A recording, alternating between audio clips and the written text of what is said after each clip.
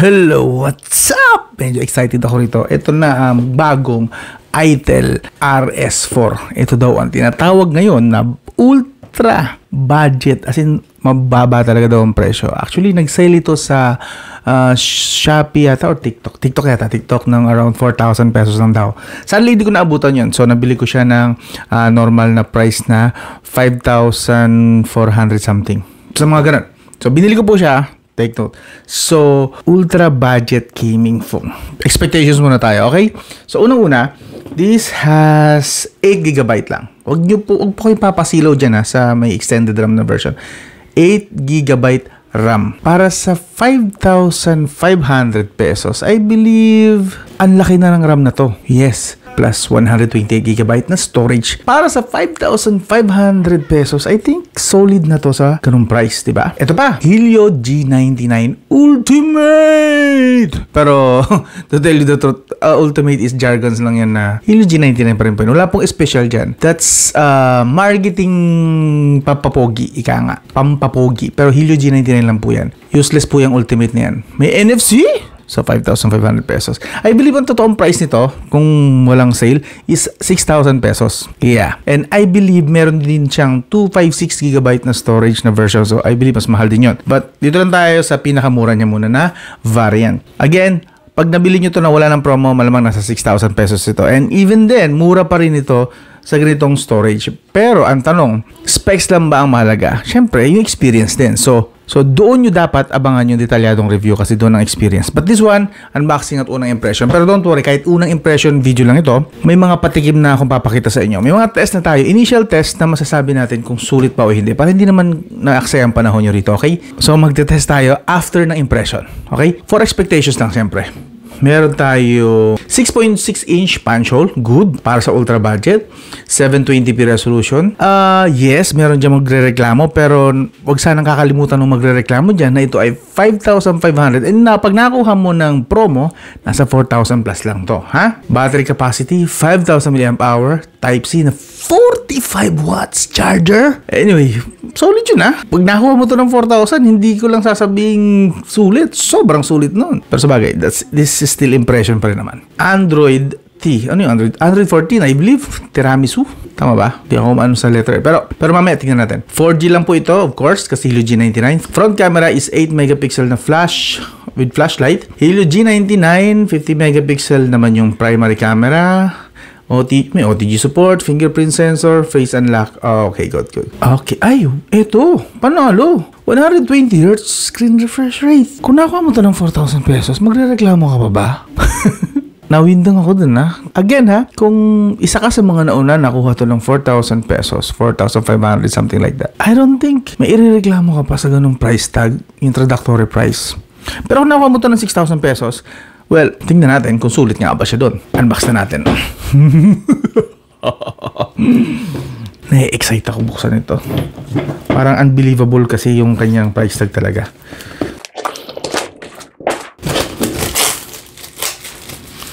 Sarap mag-unbox.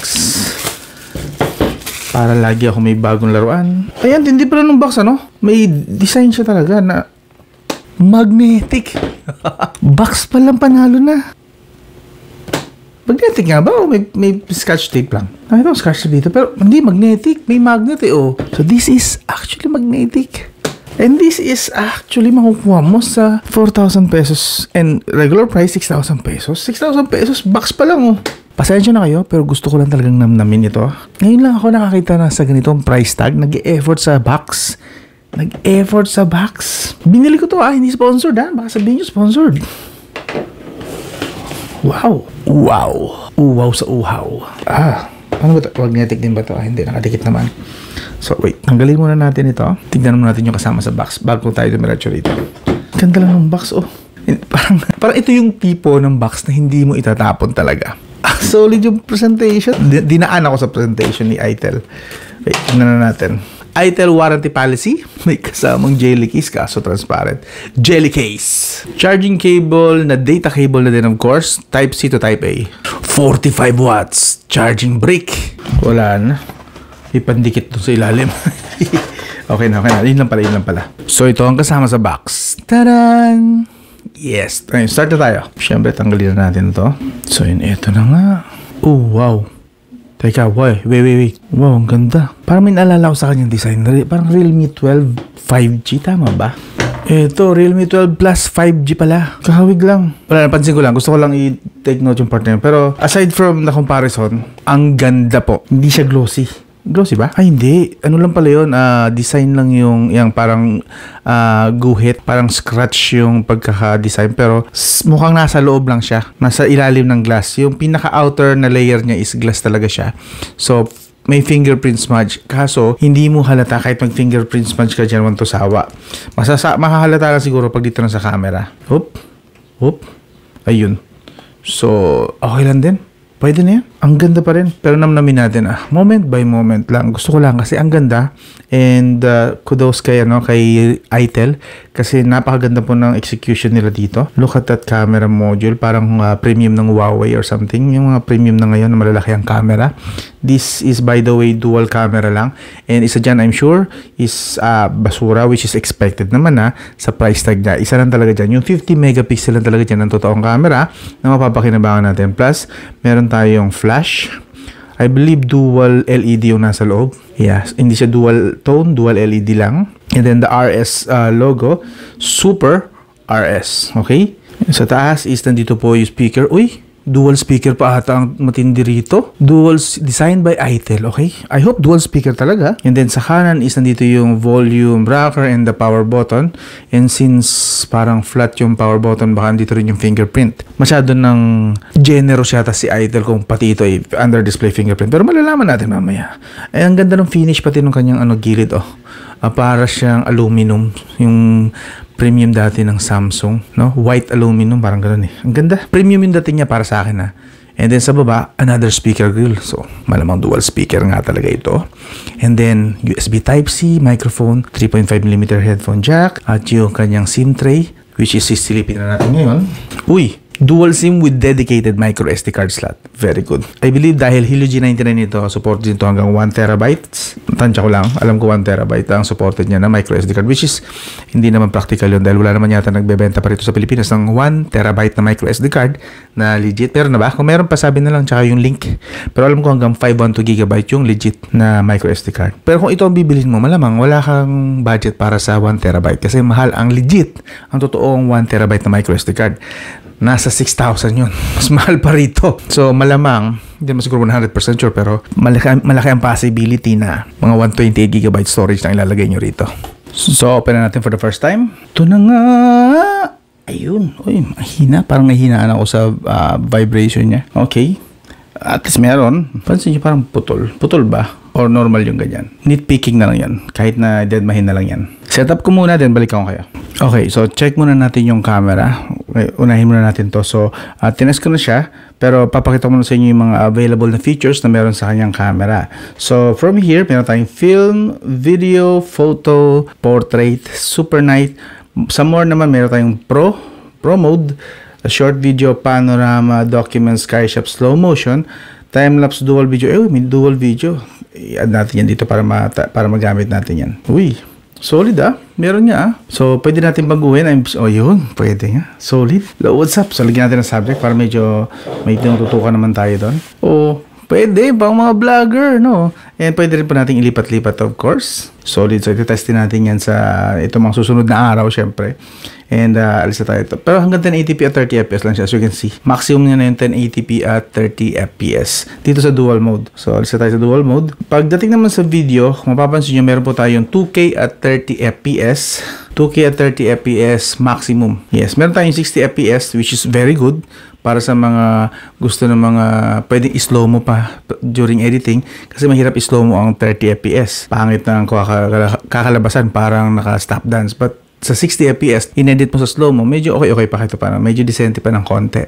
So yun, ayun, meron pala siyang EIS pala talaga. Pero hindi siya gumagana kapag nag 60 fps ka. So, test natin yan sa labas, sa detalyadong review na siguro, yung EIS na yan. Tingnan natin kung may konting improvement sa stabilization kapag naglalakad at kumukuha ng video. So, ito na po yung mga initial pa lang po ito. So, abangan nyo muna yung pinaka main review. So, ito yung pinaka initial natin ng mga shots. Teka lang, i-rotate lang natin. natin to. So as you can see po, maganda po actually yung kanyang result. Para sa akin, nagagandahan ako sa kanya. Malayo siya sa pagiging basura kung sa result ang pag-uusapan. Yung result ng pag-uusapan, maganda po actually. So, ito portrait mode dito. So, mapapansin nyo, maganda yung separation niya ng foreground and background. So, talagang blur kung blur dito, no? Blur kung blur dito. Blur talaga sa blur. Yan ay portrait mode shot, ha? Portrait. And then, ito po yung regular shots. Pero napapansin ko, hindi niya nakuha ng maayos yung focus dito sa harap. Pero yung ibang part naman ng braso niya, yan, okay. Pero sa mukha kasi parang medyo nag-blur eh. Pansin niyo ba? Blur ng konti. Pero dito, ang ganda na nabigla ng detail. So, I believe nag-focus siya sa katawan, hindi sa mukha.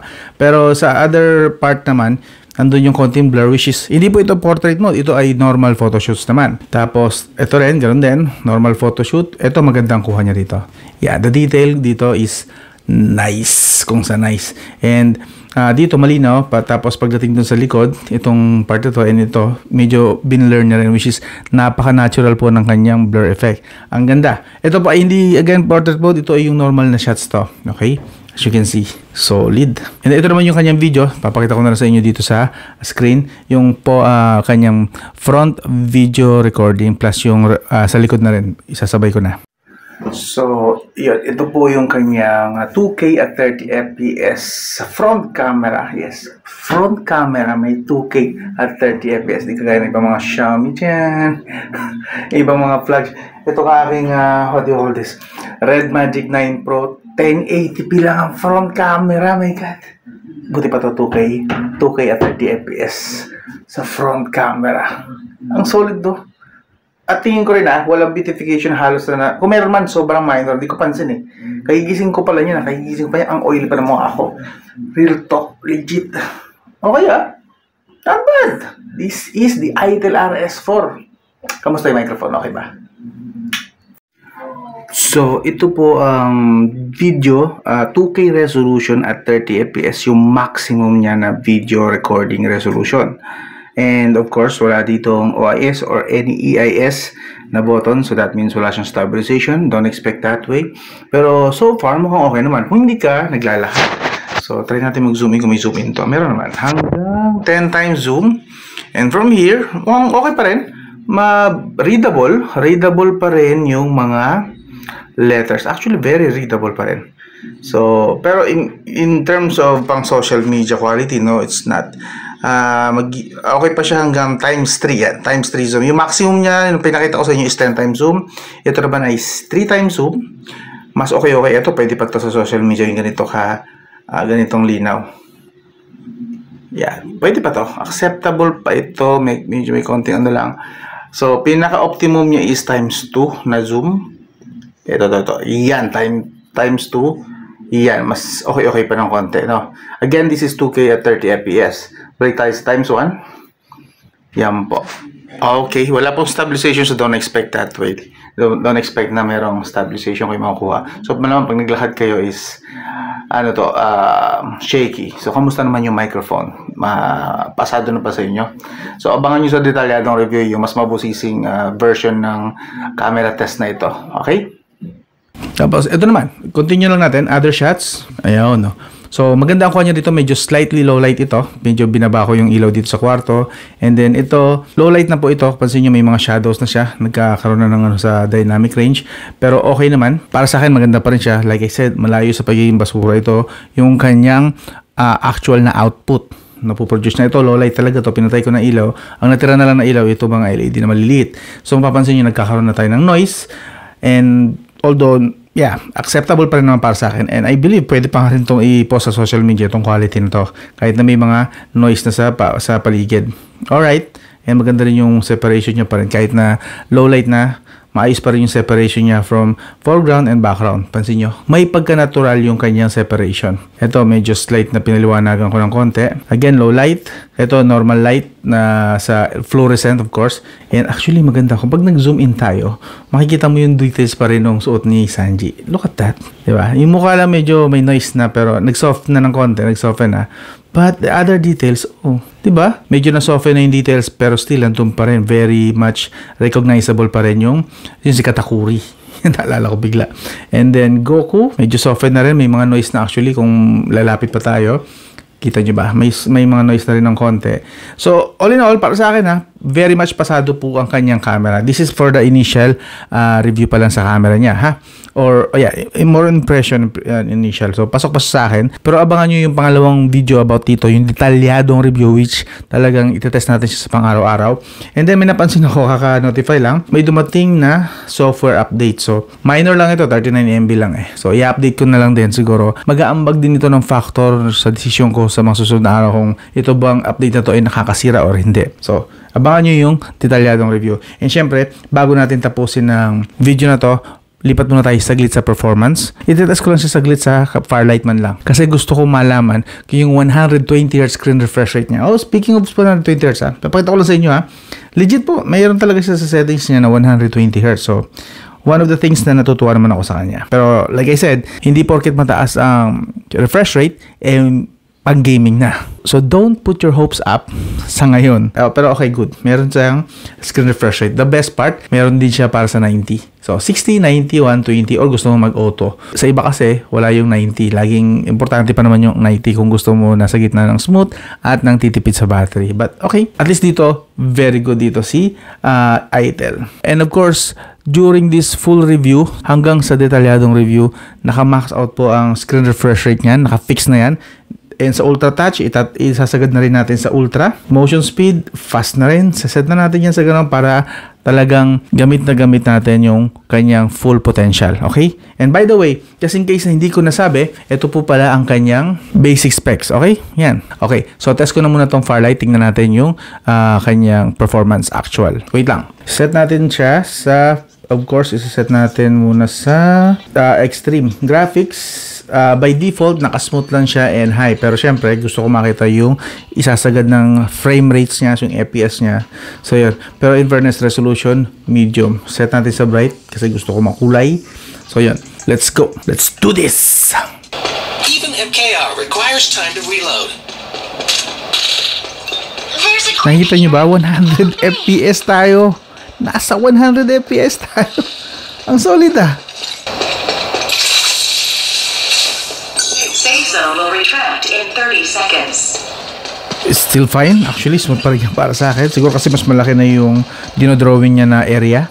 Kasi kanina yung taas lang ang dinodrawing niya. But ngayon, may kalaban ba doon? May kalaban dito Reload commencing. Target hit. Ace.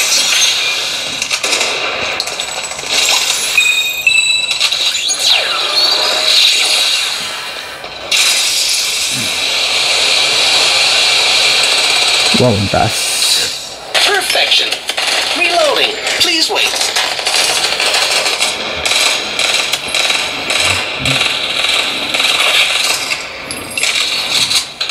Reaper has been killed.